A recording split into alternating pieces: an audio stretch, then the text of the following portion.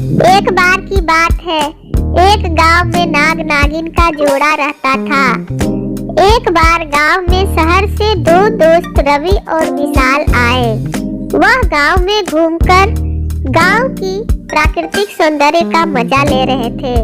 तभी उन्हें नाग नागिन के जोड़े में से नाग दिखाई दिया। जब उन दोनों ने उस नाग को देखा तो उन्हें वह कोबरा जाति का नाग लगा। उन्होंने सुना हुआ था कि कोबरा जाति का नाग बहुत ही खतरनाक होता है। वह उस नाग के शांत रहने के बावजूद उसे छेड़ने लगे। उस समय नागिन वहां पर मौजूद नहीं थी। उन दोनों दोस्तों ने थोड़ी देर में नाग को डंडे से छेड़ने के बाद उस नाग की पिटाई करके उसकी हत्या कर दी। थोड़ी देर के बाद नागिन वहां पर पहुंची। उसने नाग को मरा हुआ पाया, जिसे वह बहुत दुखी हुई। इसी दुख में नागिन इधर उधर भटकने लगी। वह भटकती हुई जंगल में पहुंची, जहां पर बहुत पुराने नाग रहते थे। वहां उसकी मुलाकात एक बूढ़े नाग से हुई। नागिन ने उस बूढ़े नाग को अपनी सारी समस्या बता दी। उस बूढ़े नाग ने नागिन को अपने पास मौजूद नागमणि दी। इस नागमणि की मदद से वह नागिन इच्छाधारी नागिन बन गई, जिससे वह जब चाहे किसी का भी रूप धारण कर सकती थी। उसने नागमणि को देखकर अपने नाग के कातिलों का पता लगा लिया। उसे पता लग चुका था कि उसके नाग को दोनों दोस्तों ने कैसे तड़पा तड़पा कर मार डाला। वह उन दोनों से नाग की मौत का बदला लेना चाहती थी।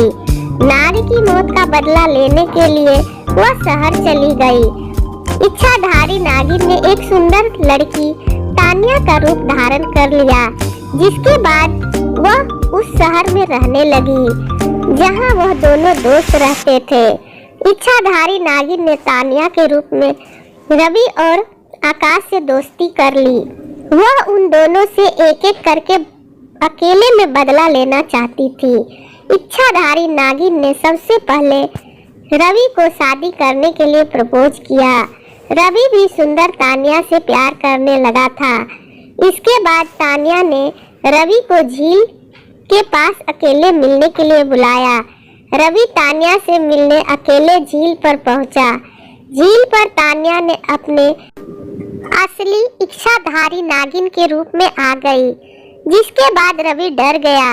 उसने रवि को नाग की मौत और बदला लेने के बारे में बताया। तुम ही हो जिसने मेरे नाग को बहुत ही बेदर्दी से मार दिया। इच्छाधारी नागिन ने रवि को इसके बाद डस लिया, जिससे उसकी मौत हो गई। इस घटना के बाद विशाल अपने दोस्त को ढूंढने लगा। तानिया ने विशाल से कहा, मैंने रवि को झील के पास जाते हुए देखा है। चलो हम दोनों वहां चलकर रवि को झील के पास जाकर ढूंढते हैं। इसके बाद तानिया और विशाल रवि को ढूंढने झील की तरफ गए। झील पर पहुंचकर तानिया इच्छाधारी नागिन के रूप में आ गई। उसने विशाल से कहा, तुम और तुम्हारे दोस्त दोनों ने मिलकर मेरे नाग को मार दिया, इसलिए मैं तुमसे अब बदला लूंगी। मैं तुम्हें जिंदा नहीं छोड़ूंगी। मैंने तुम्हारे दोस्त रवि को भी मार डाला, अब मैं तुम्हें भी मार डालूंगी। विशाल ने इच्छाधारी नागिन से अपने जान की भीख मांगी।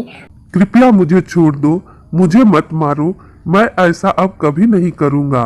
लेकिन इच्छाधारी नागिन ने उसको याद दिलाया कि कैसे उसने नाग को बेरहमी से मारा था। इसके बाद इच्छाधारी नागिन ने विशाल को भी डस लिया, जिससे उसकी मौत हो गई। अब इच्छाधारी नागिन का बदला पूरा हो चुका था।